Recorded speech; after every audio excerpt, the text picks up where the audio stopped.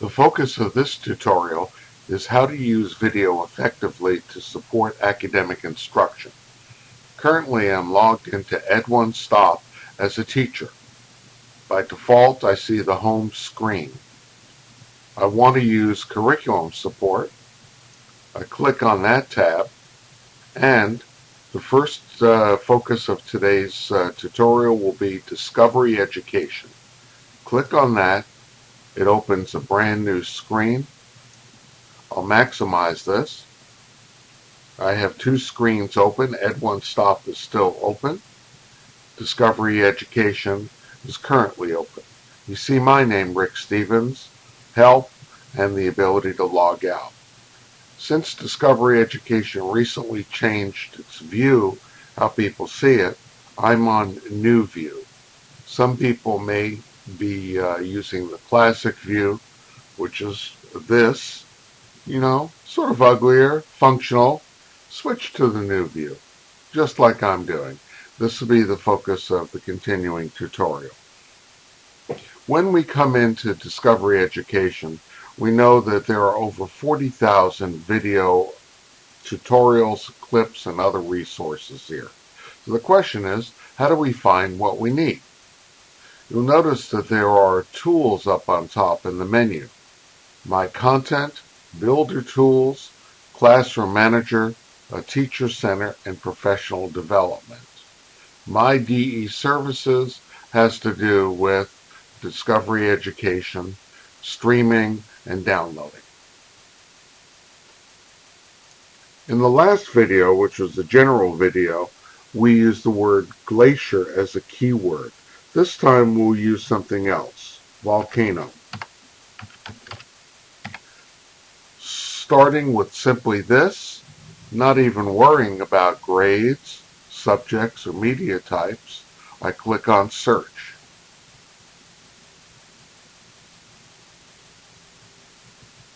What I see is that there are a large number of segments that are brought up for me. As a matter of fact, 787 results. That's quite a lot. So we're going to need to narrow this. First thing I want to draw your attention to as I scroll down is that video comes in either segments or whole videos. You see here a full video, Raging Planet Volcano. It is 43 minutes long. And then this video, I know because I've used it before, is divided into segments that could be targeted during your instruction. Right now, I'm still a teacher looking for volcanoes. Question will be, what subjects am I working with? Am I doing it as part of a social studies unit? Impact of what happens when volcanoes erupt and how it affects economy, social structure, everything else? Or am I doing it as part of science? Second thing I have to ask as I narrow my results, you see that up here, narrow my results, is grade. Well, let's say I'm a middle school teacher. I'm going to click on grades 6 through 8, and that will give me 389 videos. Let's start to look. So here I have a video segment, Volcanic Eruption and Thunderstorms, Volcanoes in Montserrat, a number of other things. Notice that these are segments. So you may ask yourself, why use a segment rather than a full video? And the reason is very simple. It's that attention wanders. The goal of using video is really twofold. One, it's to provide scaffolding for instruction.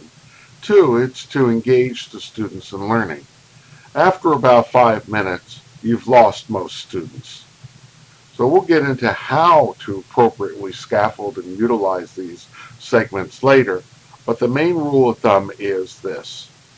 Use a segment and follow it up with some kind of comprehension. Prepare kids for what they're going to watch, have them take notes or other things.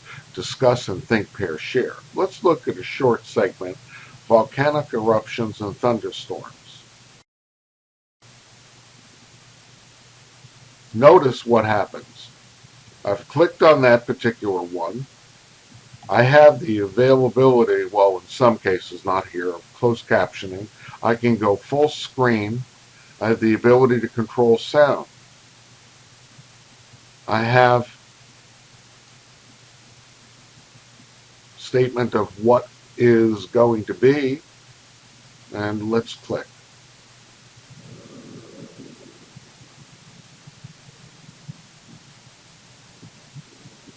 For the first time in 40 years, the mountain of God throws a vast cloud of volcanic ash into the atmosphere.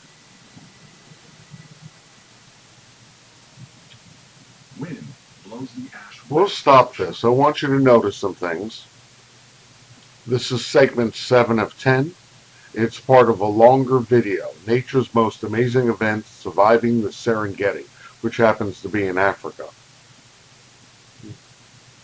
New in Discovery Education are the Facebook-like approach of likes, which teachers say, and this teachers, not students, hey, this is good, I like it.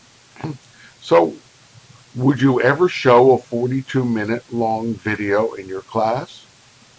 Well, no, not if you really want kids to learn stuff. Instead, a number of segments have been pulled out and annotated for you. So, Volcanic Eruption and Thunderstorms is the one we're on.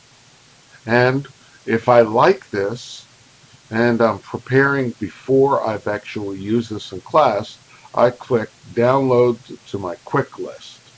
It's been added to a quick list, and that means later on I can download it. Right now, let's close this out, go back, and get ready for video number 2, which is how do we add this and other results to my content.